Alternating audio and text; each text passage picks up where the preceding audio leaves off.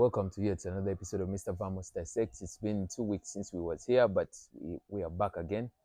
It's been an interesting 2 weeks. We've been journeying different platforms, different channels, deliberating on a few ideas here and there. It's been nice. Shout outs to NLL Echoes for giving me a platform to probably dissect a few things here and there. Shout outs to the fan bench for making me speak some Lugan and dissect a few things inside there. Well, for those of you who are new on the channel, please don't forget to like, don't forget to share, don't forget to subscribe. But we basically talk about football majorly. Yeah, it's something that we're passionate about and we want to extend that to you. So don't forget to hit the subscribe, don't forget to turn on those notifications, and let's kick this journey together. Well, in today's episode, we're going to give you a recap of what has happened in the past 2 weeks. We've been having the EFL coming through, we've been having the draws for the Champions League. We've been having the Premier League continuing and all the other major leagues that are continuing inside there. We had the Coppa Italia, we had the Coppa del Rey, we had the DFB Pokal, we had a lot of tournaments inside there. And today we're going to switch it up a bit. We're going to have just a small thing about rugby. Yeah, for those of you guys who are passionate about rugby, there's a big one happening at Kampala Quality, 4 p.m. Saturday. That's Pirates hosting the Heathens. These are like the strongholds of Ugandan rugby, so we'll dissect a bit into that one. Well, straight, we'll start from maybe the EFL Cup. Yeah, over the week we had the semi-finals of the EFL Cup. We had Liverpool taking on Tottenham Hotspurs and Arsenal taking on Newcastle. Well, from the first legs, Arsenal was beaten by Newcastle 2-0 inside there. So they were looking to like overturn that, and they were fresh from beating Man City 5-1 inside there. So anticipation was that the confidence and all that was pretty high, expecting them to overturn that. Well, Newcastle was not going to let their guard down in that one. Of course, in the first leg, players like Bruno Guimaraes didn't really feature in that one. And then they were looking to probably come and settle the midfield against Arsenal in that one. Well, Arsenal has a pretty impressive midfield of Thomas Partey, Declan Rice, and Odegaard. But well, they didn't really turn up against Newcastle. There's a lot of things that have been going on the media and all that, but I think Arsenal didn't really show in that one. Well, Newcastle went on to win the second leg 2-0 again, and they confirmed their spot at Wembley, the EFL Cup final, yeah? And then, of course, there's been Alexander Isak taking a piece of William Saliba and Gabriel Malenges. Still comes to show that I think Arsenal needs this man to actually settle their goal scoring woes, because we had chances of maybe Martinelli missing chances inside that one. Kai Havertz missing chances inside that one. So I somewhat think that Newcastle bossed that game a lot and they won the game from the midfield, because this was a game of two teams in the Premier League that know how to press and counter attack and all that. Well, Newcastle was very keen and very awake in that one, and they bossed Arsenal in every aspect of the game. Kudos to them for maybe making it to the final and all that. They're going to give us a nice final, I'm pretty sure. Liverpool took on Tottenham Hotspurs in the first leg. They went on to win 1-0.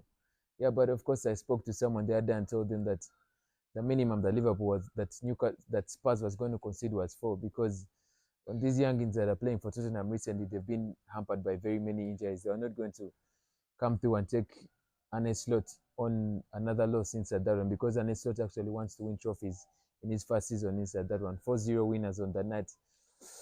5-star performance from Cody Gakpo, who I think has begun to answer very many critics. There's a lot of times when he was not playing games and all that. They put in a 5-star performance inside that one. A goal by Dominic Soboslai. Another goal inside there by Mo Salah. It was a pretty beautiful performance with Van Dijk that continues to escape red cards. There's also a discussion about whether Van Dijk is actually a very lucky player. I think on 2 occasions he actually got the piece of Richarlison Andrade, and they didn't really book him for anything. Those were maybe bookable offenses, but it will be a story for another day. So Liverpool went on to win that one, and then we'll have a final between Liverpool and Newcastle, which will be a pretty interesting one to watch. And then in the Italian Serie A, there's a match that was postponed 2 months ago between Fiorentina and Inter Milan, where Fiorentina actually went on to take the points at Inter Milan. Very many of us know Inter Milan as a team that locks the bus and all that. But up stepped Moise Kean. Moise Kean, a player who has not really had nice fortunes in like Europe. He played for Everton, Juventus, and he's had very many loan spells. He stepped up to score a brace inside that one, and they beat Inter Milan 3-0, a result that not very many people expected. This was a game where one of the Fiorentina players actually succumbed to like an attack on the pitch. That was Bove, who actually caused the game to be like postponed in the 17th minute, and it was just started from there.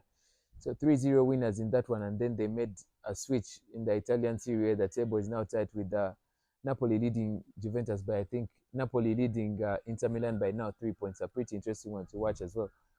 And then also in the Italian Serie A during the week no, in fact it was the Coppa Italia. AS Roma took on AC Milan. AC Milan is fresh with new guns on team, yeah. They bought Santiago Jimenez, who I thought was a striker that was supposed to capture the attention of very many clubs in Europe, bought from Feyenoord, yeah. And then they also bought a João Felix inside that one. These two players combined goal and an assist, a goal for João Felix on his debut. And then AC Milan actually puts the tie to bed, yeah. 3-1 winners against AS Roma, who is starting to get points inside that one. A pretty nice one to watch. Real Madrid, Real Madrid. I don't know about Real Madrid, but they came through to win 3-2 at the death against Leganes. I said that I thought they were going to make easy 3 points in that one. The English Premier League, Man United continues to flatter to deceive. 2-0 losers against Crystal Palace. Jean-Philippe Mateta continuing to increase his stakes in the Premier League. There's very many clubs looking for him. So that's just what happens inside these weeks I was there, yeah. So this weekend we're going to be having some Italian Serie A, we're going to have some German Bundesliga, we're going to have some Spanish La Liga, and then we'll have some FA Cup. When we start from the FA Cup, I think most of the sides that are playing, most of the English Premier League sides that are playing will probably have a stroll through in this one. Yeah, I think the most interesting game will be Chelsea taking on Brighton. Remember, Brighton is fresh from being washed 7-0 by Nottingham Forest. And they face a Chelsea side that is also not really consistent and all that, yeah. But I somewhat believe Chelsea will advance in this fixture here. I'll not talk a lot about it. And then there will also be an Everton taking on a Bournemouth. This is an Everton side that is freshly rejuvenated under David Moyes, yeah.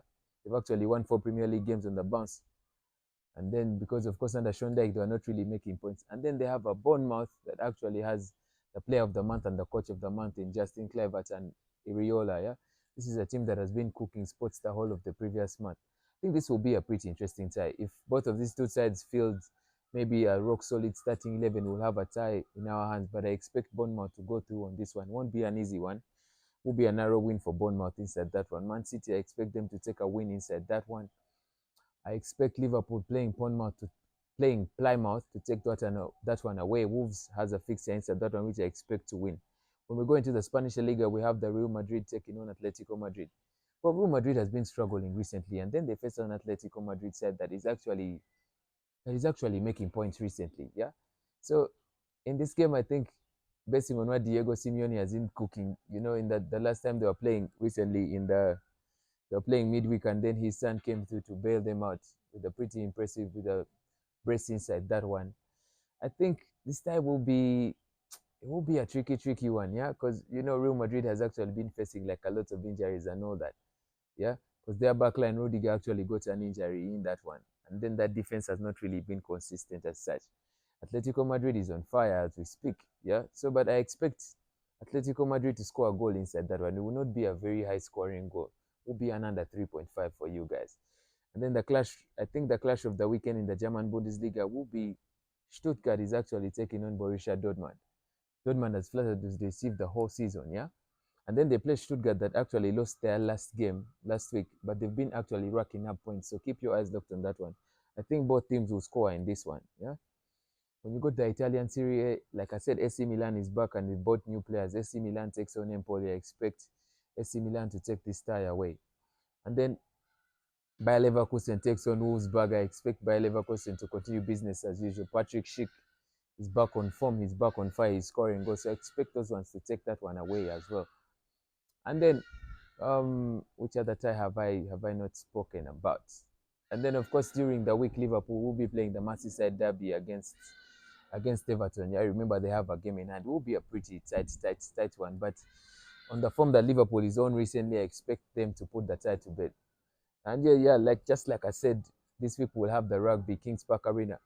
Well, Pirates and Heathens these are two teams that I've been following because I think they are like the backbone of Ugandan rugby. That's why many times when Uganda is taking players for like rugby tournaments, I know that they pick from Pirates and Heathens. Yeah. When you look into this tie in this clash, well, of course, this is a tie that has a lot of word on social media and all that. I'm sure most of the tabloids have been hyping the fans from either side have been taking themselves out. But of course, the only way that they can solve this rivalry and all that will be at Kings Park Arena 4 p.m. Well, these ties have been interesting.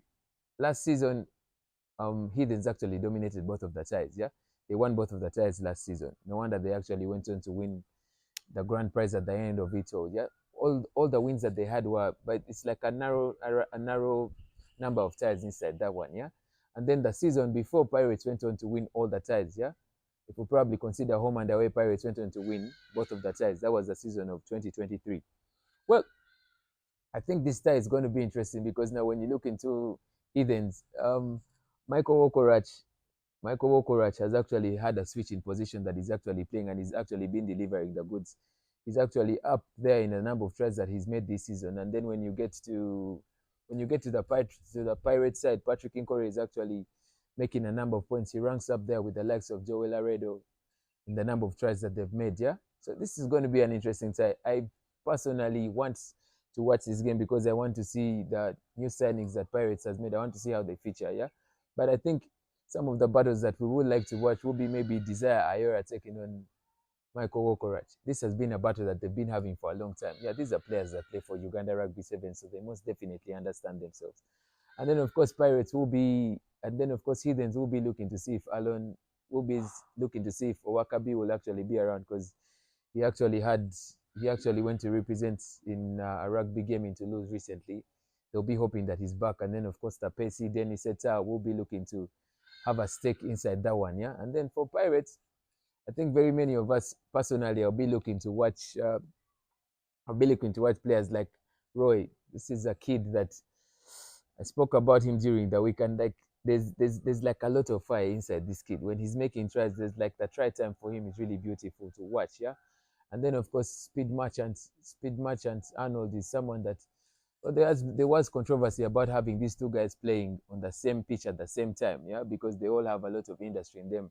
And then Arnold is one of those guys that we call safe border and all that. Well, it will not be my call to make about who wins this fixture, but I expect there'll be a lot of fireworks at Kings Park Arena. Make sure that you find time and go out to check on that one. Yeah, I think this weekend will be slow in terms of like football because there's not going to be a lot of Premier League games and all that. But don't forget to like watch all the other games that will be there and like enjoy the football and everything. Well, it's been nice. It's been real. It's been interesting. I don't know what you guys think about the game against Heathens and Pirates because me, I think it will be a close one. And then of course Ivan Mogomo, who has been serving a ban recently, is actually left with about 3 to 4 days to come out of the suspension that they had given to him. So it would be nice to see how he finally gets back into that team to cook sports. But I don't know what you guys think about who win this one, but it's not my call to make. Like I said, it's been nice. It's been real. Don't forget to like. Don't forget to share. Don't forget to subscribe. Vamos, we go again.